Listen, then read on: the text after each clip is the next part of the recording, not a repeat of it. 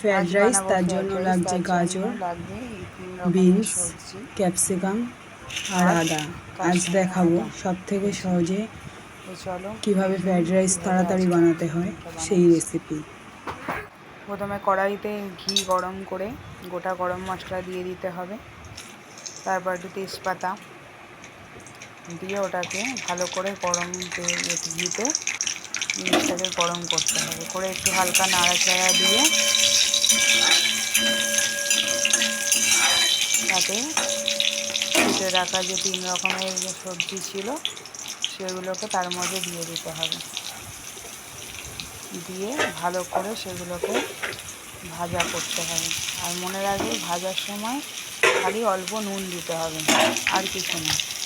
দিয়ে এটাকে ভালো করে নেড়ে চেড়ে, পারলে একটু চাপা দিয়ে করতে পারো, চাপা দিলে সিদ্ধটা ভালো হবে, সবজিটা কালারটাও বজায় থাকে। আর এবার যদি তোমার মনে হয় না আমি সময় নিয়েই করবো, তাহলেও করতে পারো। এবার তার মধ্যে নুনটা ছিটিয়ে দিয়ে সেটাকে ভালো করে নাড়াচাড়া দিয়ে ভাজা ভাজা করতে হবে। এবার ভাজা করতে থাকলে সুন্দর করে গ্যাসটা যেন মাথায় রাখবে, যেন গ্যাসটা কমানো অবস্থাতেই থাকে। এবার দেখবে সবজিগুলো 80% মতন ভাজা ভাজা হয়ে গেছে।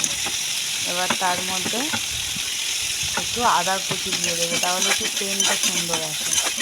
এবার সেটা দেওয়ার পর এবার আস্তে আস্তে ভাতটা তার মধ্যে দিয়ে একটু নুন আর একটু দেবে স্বাদ মতন, যেমন তোমার মনে হবে সেরকম একটু নুন, একটু চিনি আর একটু ব্ল্যাক পেপার, মানে যেটাকে আমরা গোলমরিচ গুঁড়ো বলি, সেটা দিয়ে দিলে, দিয়ে আরও বাকি ভাতটা দিয়ে ভালো করে নাড়াচাড়া করে এবার ওটা হালকা এবার নামিয়ে দিলেই তৈরি চটপট ফ্রাইড রাইস।